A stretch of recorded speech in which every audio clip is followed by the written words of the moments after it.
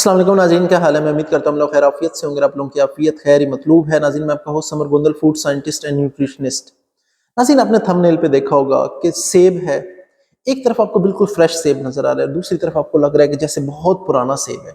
वो बहुत पुराना नहीं है, बस उसे काट के थोड़ी देर के लिए रख दिया और वो हमें ऐसे देखने में लग रहा है कि बहुत ज्यादा पुराना हो गया। क्यों? क्योंकि नाज़रीन उसकी ऑक्सीडेशन हो गई है।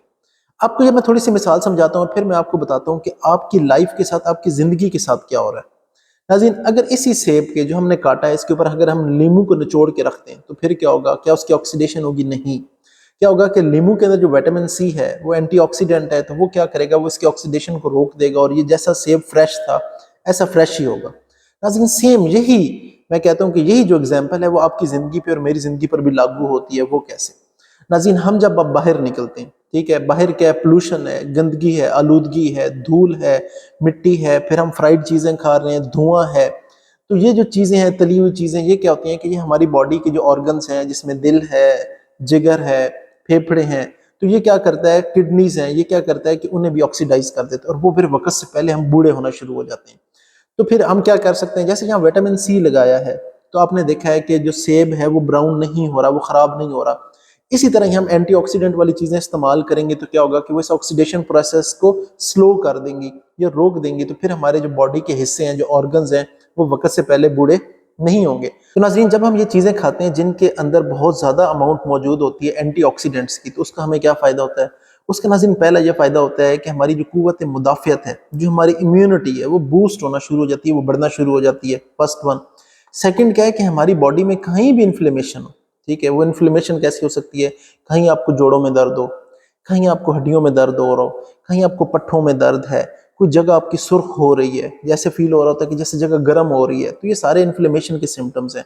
तो क्या होता है कि इन्फ्लेमेशन को भी कम करना शुरू कर देते हैं। जैसे कि आपने देखा होगा कि हल्दी वाले दूध के बारे में मैंने बताया था कि आपके जोड़ों में दर्द हो या पट्ठों में दर्द हो तो वो भी इससे क्योर हो जाती है।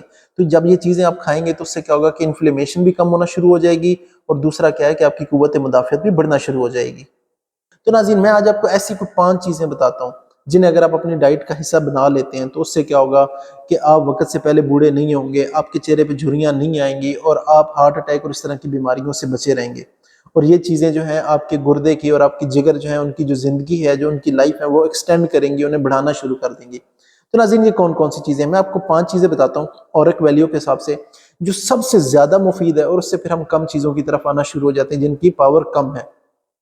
तो नाज़रीन, ऑरिक वैल्यू यानी कि ऑक्सीजन रेडिकल अब्जॉर्बेंस कैपेसिटी के हवाले से मैं बता रहा हूँ, जो सबसे ज़्यादा स्ट्रॉन्ग चीज़ हम डाइट में बना सकते हैं, हिस्सा बनाएंगे तो क्या होगा कि हमारी ऑक्सीडेशन नहीं होगी बॉडी की, हम बुढ़ापे की तरफ नहीं जा रहे होंगे, वो है लौंग का इस्तेमाल। लौंग सबसे ज़्यादा स्ट्रॉन्ग है। दूसरे नंबर पे आ जाते हैं नाज़रीन दालचीनी। ज़रूरी नहीं है कि आप इसे पानी में डाल के खाने में भी मिक्स करके खाएंगे तो एट द एंड जो उसके अंदर एंटीऑक्सीडेंट्स है वो आपकी बॉडी में ही जाएंगे। तीसरे नंबर पे आ जाता है ओरिगेनो। ओरिगेनो क्या होता है मैं आपको बता देता हूँ। जो अजवाइन का पौधा है उसके जो पत्ते होते हैं उन्हें हम क्या कहते हैं? ओरिगेनो कहते हैं। तो उसको अगर आप अपनी डाइट का हिस्सा बनाएंगे बहुत ज़्यादा फायदेमंद है। फिर आ जाता है नाज़रीन हल्दी। हल्दी आप दूध में डाल के भी ले सकते हैं, खाने में भी मिक्स करके ले सकते हैं, दही में भी मिक्स करके इसे कंज्यूम किया जा सकता है। फिर नाज़रीन आ जाता है आंवला।